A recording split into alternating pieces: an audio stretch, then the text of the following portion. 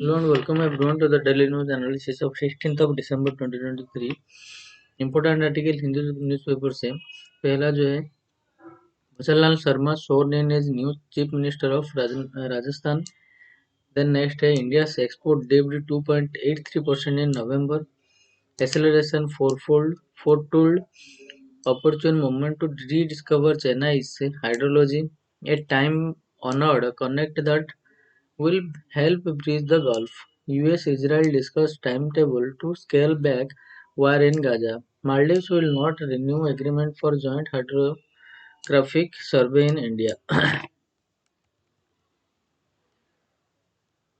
The first one is Bhajanlal Sharma sworn in as new Chief Minister of Rajasthan.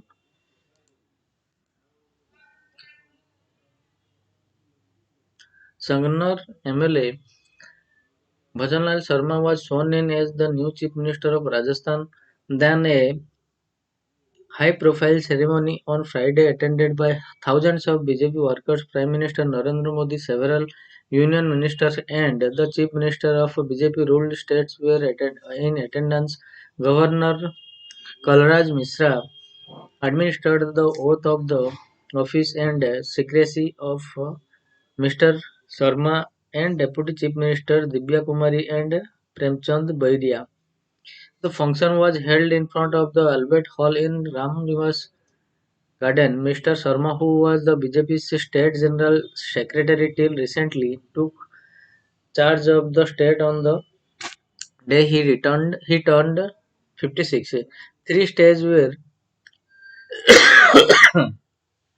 put up at the swearing-in ceremony to accommodate different groups. Over 50 Hindu priests and seats were seated at one stage while all political leaders occupied chair on another stage. The third stage was meant for vote where the governor Mr. Modi and three leaders who were to be sworn in were seated. Saffron banners, posters and hoardings carrying picture of Mr. Modi and details of union government schemes as well as the BJP's guarantees were put up at the venue in large numbers. Thousands of BJP workers and supporters from all over the state waved the party's flags and raised slogans such as Jai Sri Ram and Modi Modi. A group of party workers from Dausa district profusely praised the decision to appoint Mr. Sharma as the chief minister, saying that it would enable them to promote the BJP as a party with a difference, which could pick a first-time MLA for the top post. It is a transformation for Rajasthan. The next generation is taking over the reign. Kishore Parikh, one of the BJP's workers at the BJP's Bharatpur district unit vice president Sher Singh, said Mr. Sharma appointment would encourage party workers at the grassroots level. It is a clear signal that whoever works hard and can become the chief minister. The BJP is the only party which recognizes talent, dedication, and tireless work of others are stabbed in corruption and nepotism, Mr. Singh said. Several people attending the ceremony also praised Mr. Sharma's family value and respect for his parents, depicted in social media posts circulated among the spectators. The CM designate was shown sitting on the floor with his wife and washing the feet of his mother and father so to get their blessings before leaving for the function.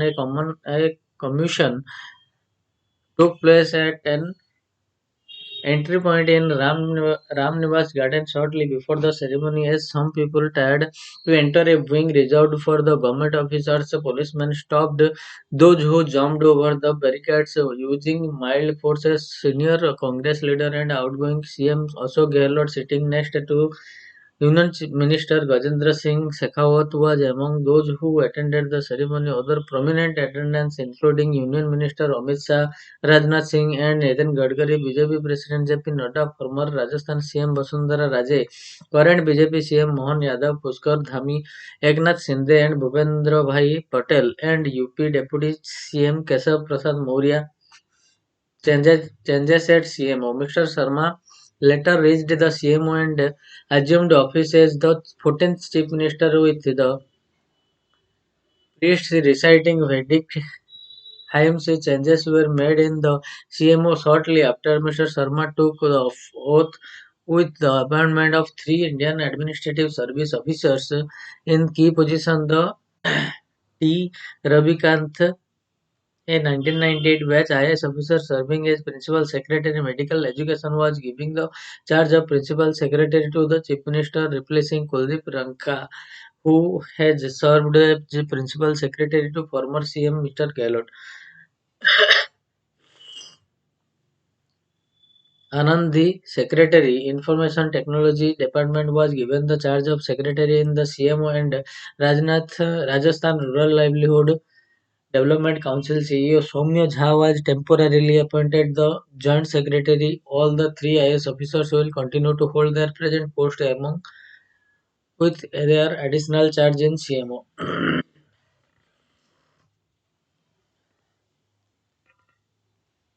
Then India's export dipped 2.83% in November. India's goods exports slipped back into contraction to drop 2.83% in November to 33.9 trillion billion dollar, while imports fell by a sharper 4.33% to 54.48 billion dollar.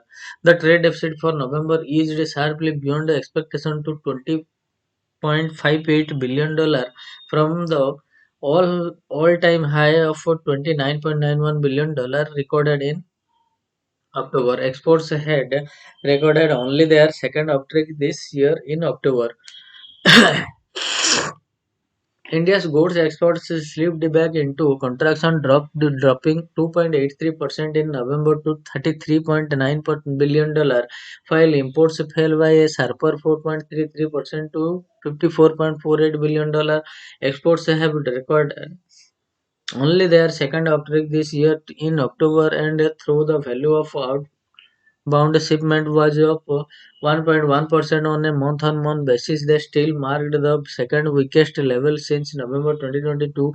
The trade deficit for November narrowed sharply beyond expectation to $20.58 billion from the all-time high of $29.91 billion recorded in October.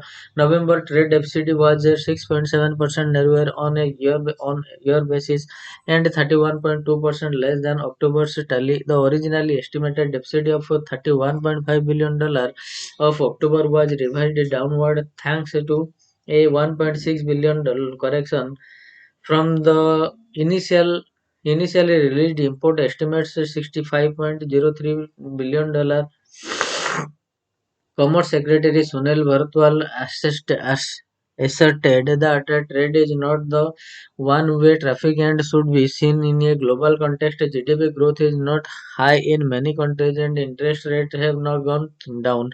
Although global trade is suffering, we are holding fort and our exports have beaten the global trends in 2023 by a significant margin. The green shoots we saw in the last couple of months have stabilized. The exports have been positive in November and higher than the overall exports of the same month last year, he said, referring to the total tally of merchandise exports and estimated services exports last month. While the actual services exports number will be available later, the Commerce Ministry pegged November's intangible exports at $28.69 billion, 6.5% above last year, to put cumulative export for month at $62.6 billion, 1.2% higher than in the year earlier period. Narrower deficit. India's merchandise trade deficit unexpected shrunk in November with a better than expected performance of exports, resulting in a narrower deficit than our projection of $23.5 billion, said Aditya Nair, chief economist at a credit rating major ICRA. Mrs. Nair expects that monthly trade deficit is to hover in the range of $20 billion to $25 billion through the rest of 2023-24. Between April and November, merchandise exported now 6.5% lower at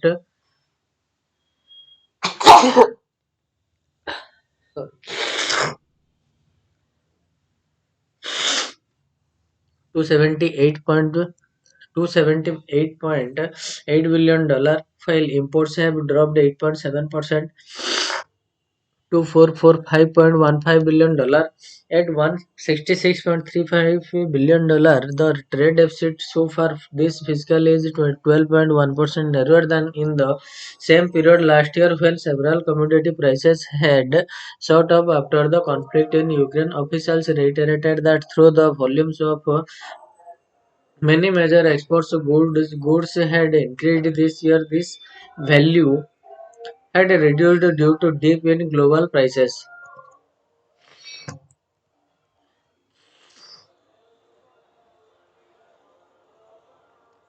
Next, acceleration foretold. November's resurgence in headline retail inflation file clearly not as unexpected after the RBI just last week predicted a likely uptick is a stark reminder of the risk volatile food prices pose while the National Statistical Office's provisional reading of headline inflation shows the consumer price index rose by 5.55% year on year to a 3-month high from October.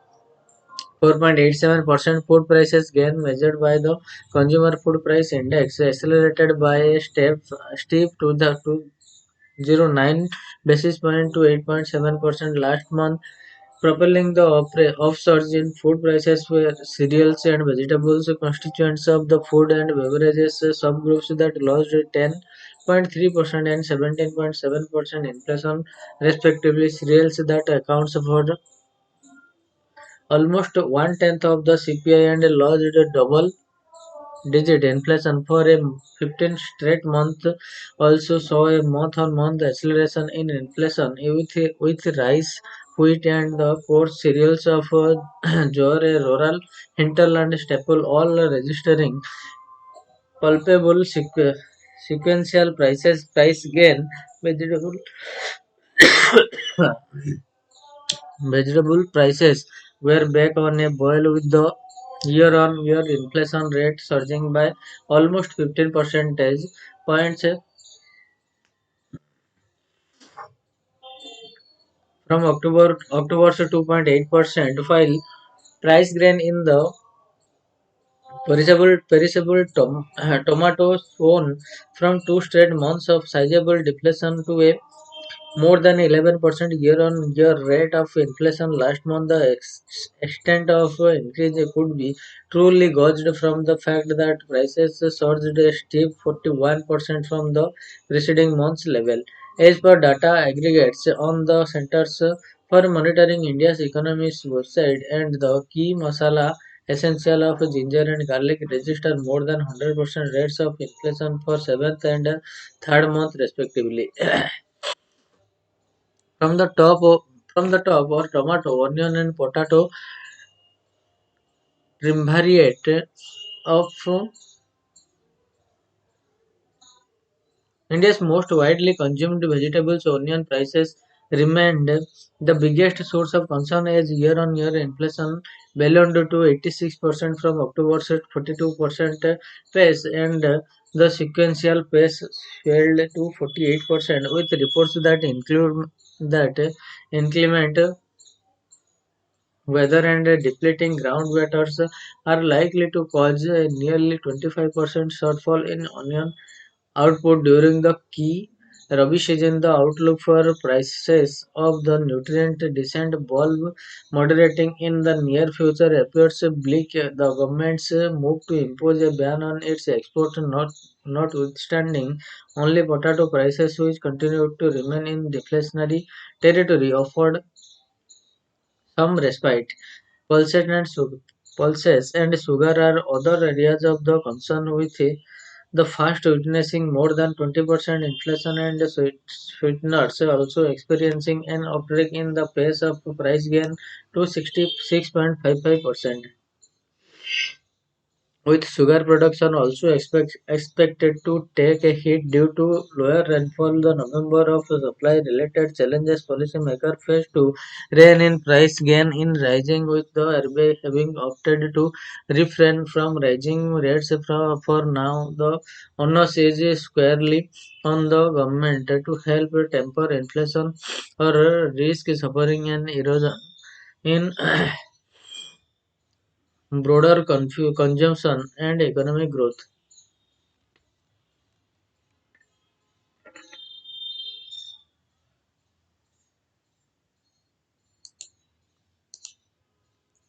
Next, a time-honored connect that will help bridge the Gulf. The Sultan of Oman,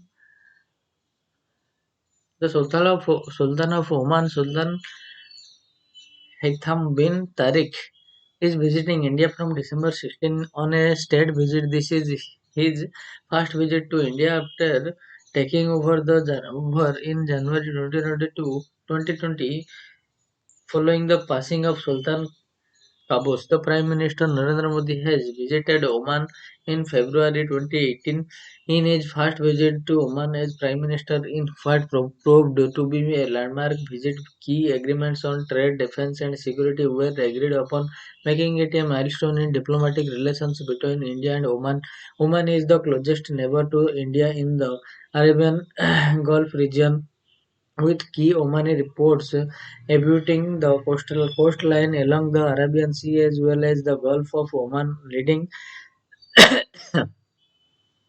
into Persian Gulf and towards the Gulf of Aden. Oman's location is of utmost strategic importance to India, along with Saudi Arabia and United Arab Emirates. Oman completes the ratio of key strategic partners of India in Gulf region. The ruling family of Oman has always had a strong connection with India. Sultan Qaboos was invited Indian companies and professionals to undertake projects apart from sourcing supplies from India. As the people-to-people level to India and Oman enjoy close ties, there is a large Indian community of almost 7 lakh people, which has contributed to the constantly evolving vibrant relations during the Cold War era and even thereafter, when the Arab world was largely ambivalent towards India and was often soft and supportive of Pakistan. It was Oman which kept its door open to India in a conflict-prone region. Oman has always been an island of peace. It has pursued a foreign policy which is based on the twin stars of moderation and mediation, including a policy of deliberate neutrality in dealing with regional issues and conflicts. It has carefully balanced its close relations with Western powers and Gulf Cooperation Council (GCC) countries with a pragmatic approach to neighboring Iran, maintaining that the Straits of Hormuz will not be closed even during the Persian Gulf crisis in 2019, when the United States and Iran were on the brink of a military conflict. It was Oman which played a key role in diffusing tensions. Oman's key role in the Iran nuclear deal, in which 2015, is well documented and acknowledged too. During the GCC Qatar diplomatic standoff, Oman refused to join Saudi Arabia and other countries in breaking diplomatic ties with Qatar in June 2017, much before the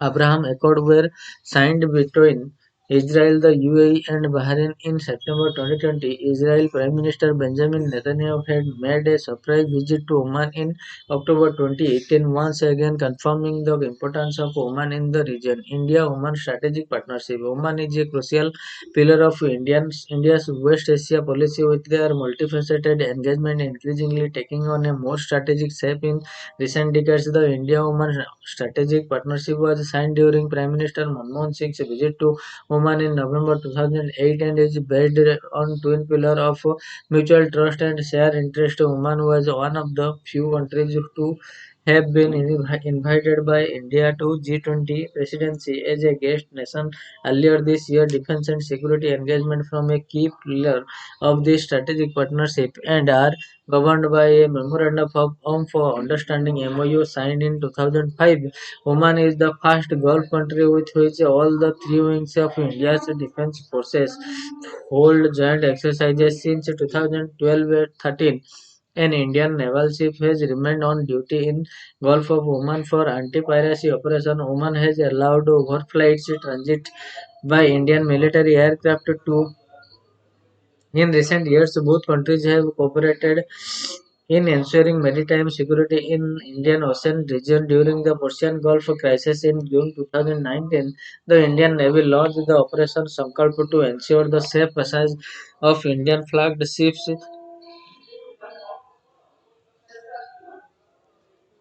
which most often operated off the coast of Oman. The MOU on Dokam Port during Mr. Modi's visit is a historic landmark in our society. Security cooperation providing basic facilities, operation turnaround and other logistics facilities to Indian naval ships operating in the region. Trade and commerce comes Trade and commerce forms yet another important pillar of engagement. Bilateral trade during financial year 2000, 2022 and 23 reached 12.388 billion dollar. There are over 6,000 Indian Oman joint ventures in Oman with an estimated investment of over $7.5 billion. India was the second largest market for Oman's crude oil exports for the year 2012-22 after China in October 2022. India and Oman launched the Rupee debit card in Oman, a key footprint of India's initiative of promoting digital public infrastructure (DPI) in world. India and Oman are looking forward to increase engagement in strategic areas such as space cooperation. An MOU on this was signed during Mr. Modi's visit. The possibility of an agreement on joint exploration of rare earth and metal vital to modern electronic equipment could add strength to the partnership. The proposed India Middle East Europe Connectivity Corridor (IMEEC)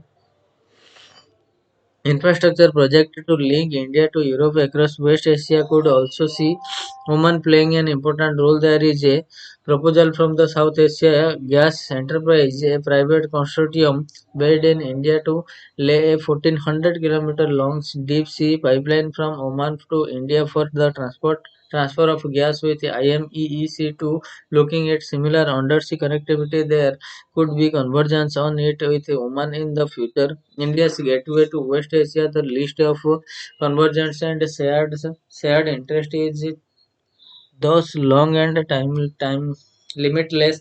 It a part of its broader global outlook and its outreach in the extended neighborhood. India is seeking deeper engagement and collaboration in West Asia, of which Oman is an important pillar. Security challenges in the region have a ripple effect in the India, and therefore any instability in the region has a direct bearing on the safety and security of millions of Indians working there. India's energy security and its steadily growing trade relations, apart from being India's oldest strategic partners in the region and closest neighbor, Oman is an integral part of an important groupings in the region, the GCC, the Organization of Islamic Cooperation, the Arab League. Its ability to manage rival ideologies and power games in the region makes it vitally important to India. Both countries consider themselves as ambassadors of peace and enjoy goodwill across the ideologies in the world. Oman is therefore India's gateway to West Asia, and with the ongoing India-Hamas war testing the region to its limits, the visit of Oman's Sultan is timely and very important for India and the region.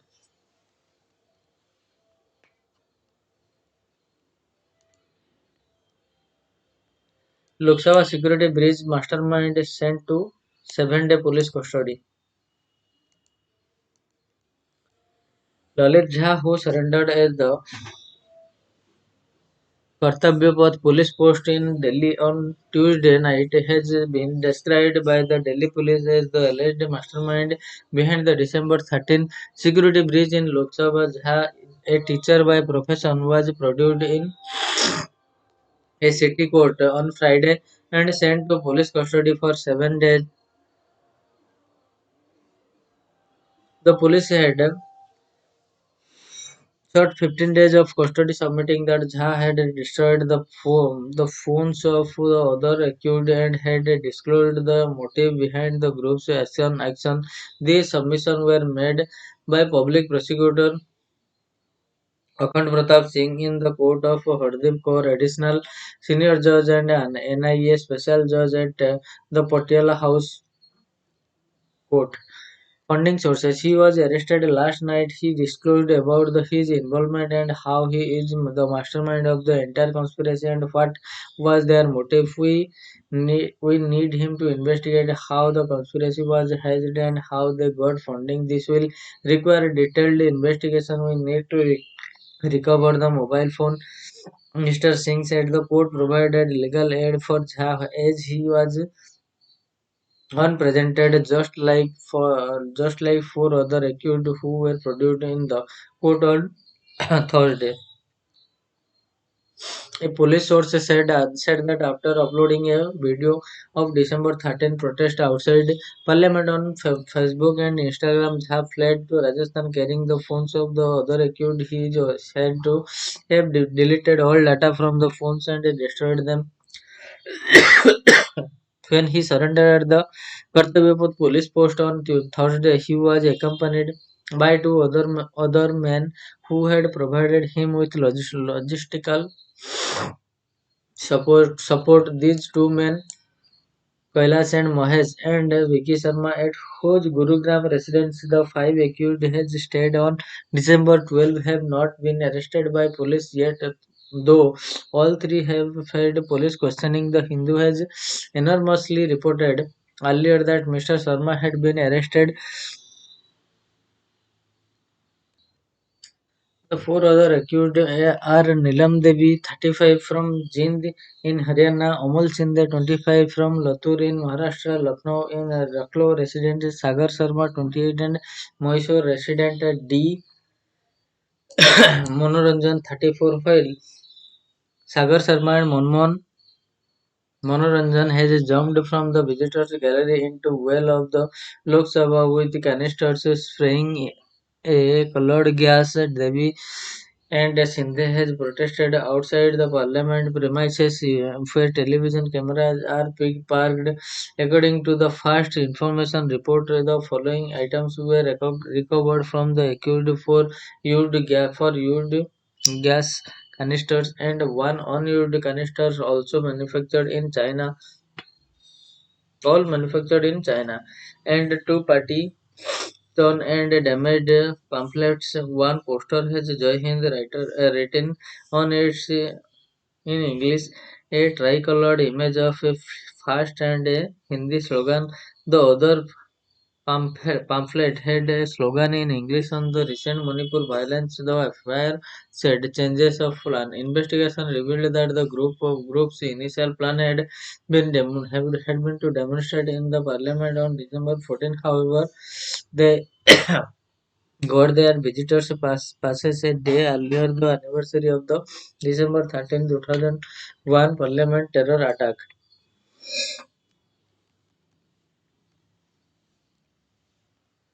Next जो दो article है, ambitious coal transport plan may test railways, then US Israel discuss timetable to scale back war in Gaza.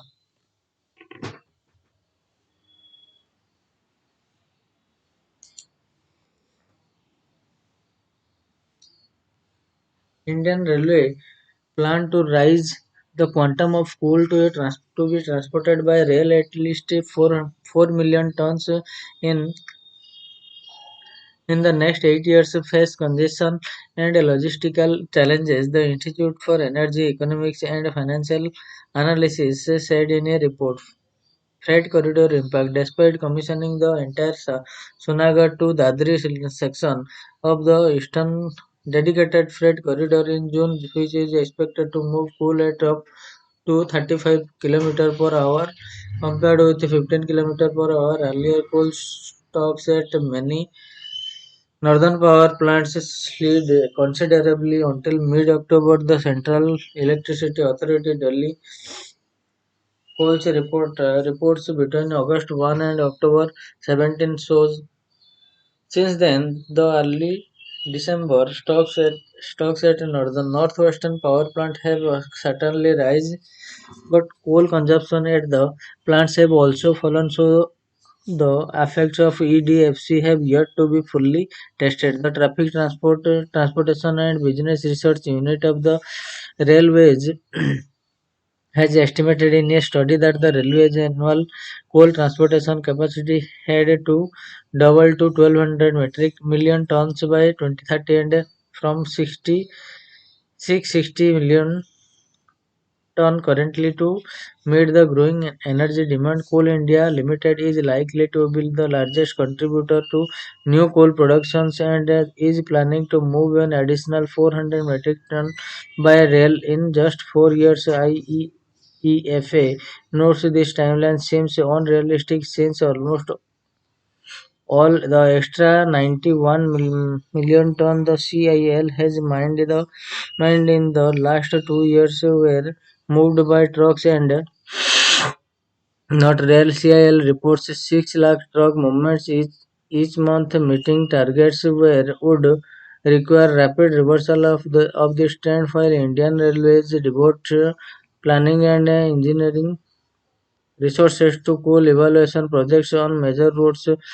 Track, ren- track renewable activities take a hit. Freight versus passenger. The IEEFA recalled the coal supply crisis in May 2022 when up to 1900 passengers trains were cancelled to prioritize coal movement. This when the National Rail Plan forecast a 46% rise in November of non-suburban passengers carried daily from 13 million in 2021 to 19 million in 2031. This could pose a substantial double burden on the railway network of expanding freight and passenger capacities. Coal transport from mine to power plant will remain the weakest link in the coal chain in the immediate future.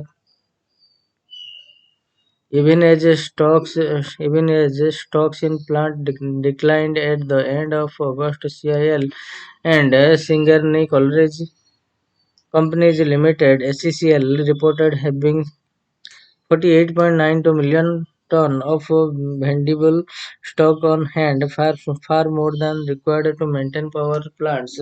Stock had the Indian Railways been able to transport it. IEEFA points out focus on speed. Non-suburban trains are at their slowest speed since 2015, signifying the return of rail networks congestion, a chronic problem that will only be exacerbated if coal freight is more than doubled, while average speed of passenger trains had approved 60 km per hour in 2020 when the pandemic led to a cancellation of most passengers services by September 2023. The average speed dropped to 38.6 per kilometer per hour, the lowest monthly average reported by the Indian Railways since at least June 2015, said IEEFA, referring to the Indian Railways monthly evaluation reports from January 2019 to September 2023.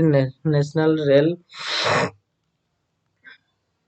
Plans a preferred scenario as assumes freight speeds will increase from 25 km to 50 km per hour by 2051 with a 30 km per hour goal by 2026. Keeping these plans on track required rapid reversal of current trend overseas.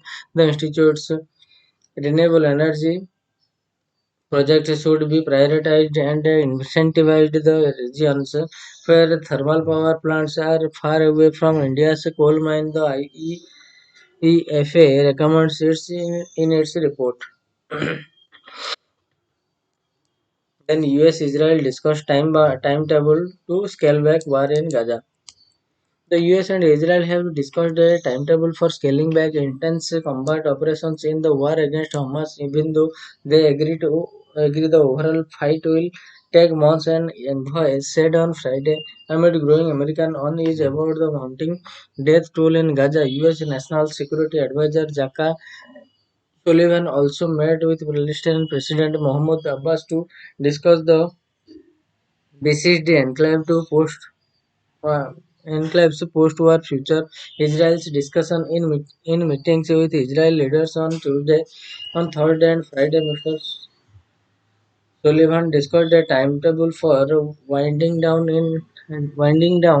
the intense combat phase of war. Israel Defense Minister Yoav Gallant told Mr. Sullivan that it would take months to destroy Hamas, but did not say whether his estimate referred to the current phase of heavy airstrike and ground battles. Mr. Sullivan said on Friday that there is no contradiction between saying the fight is going to take months and also saying that different phases will take place at the different times over those months, including the transition from the high intensity operation to more targeted operations. Austin's visit. He said he discussed a timeline with Prime Minister Benjamin Netanyahu and Israel's war cabinet, and that such conversation would continue during an upcoming visit by U.S. Defense Secretary Lloyd Austin. The offensive triggered by the unprecedented October 7 Hamas attack on Israel has flattened much of northern Gaza and driven 80% of Gaza's population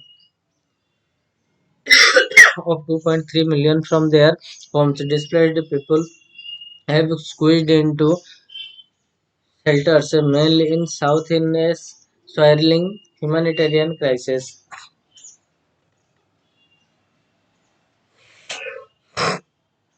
The last article जो Maldives will not renew agreement for joint hydrography surveying with India top officials.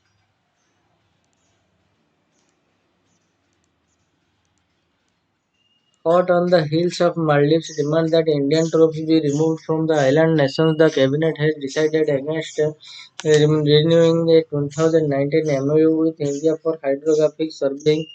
A top official in Malay told the Hindu. According to Mohammad Saeb's chief speaker, chief spokesperson at President Mohammad Muizu's office, the cabinet recently decided that the MOU, which is due to expire in 2023, will not be renewed. It is a decision by the cabinet. Mr. Saheb told the Hindu on Friday when asked to comment on the reason behind the move. Following the 2019 agreement, the Maldives National Defence Force and the Indian Navy have carried out a three joint hydrographic survey in February and March 2021, April and May 2022, and in January and February 2023. According to a statement issued by the High Commission of India in Maldives earlier this year, following the latest survey, the survey will generate updated navigational charts, electronics navigational charts that would enhance the navigational safety of ships and enhance the blue economy of Maldives, the statement said. Some government critics, mainly those apart from those part of India Out campaign led by former President Abdullah Yemen, have been opposed to the initiative. They contend it is an infringement of Maldivian sovereignty. Neither the Ministry of External Affairs in New Delhi nor the Indian High Commission in Malay has commented on the recent cabinet decision. Troops presence. Meanwhile, asked if there was any update on President Moizu's announcement that India had agreed to his demand that India's troops be withdrawn from the island nation, Mr. Soeb said it is progressing. The Maldivian president made the announcement 2 days after meeting PM Narendra Modi on the sidelines of the COP28 summit in UAE on December 2. While the MEA did not comment on his statement, sources told the Hindu. The leaders briefly discussed the issues. So this is all for today, friends, and we will meet from tomorrow onwards with new news article from the Hindu newspaper, which are for the UPSC point of view. So till then, thank you. Thanks a lot.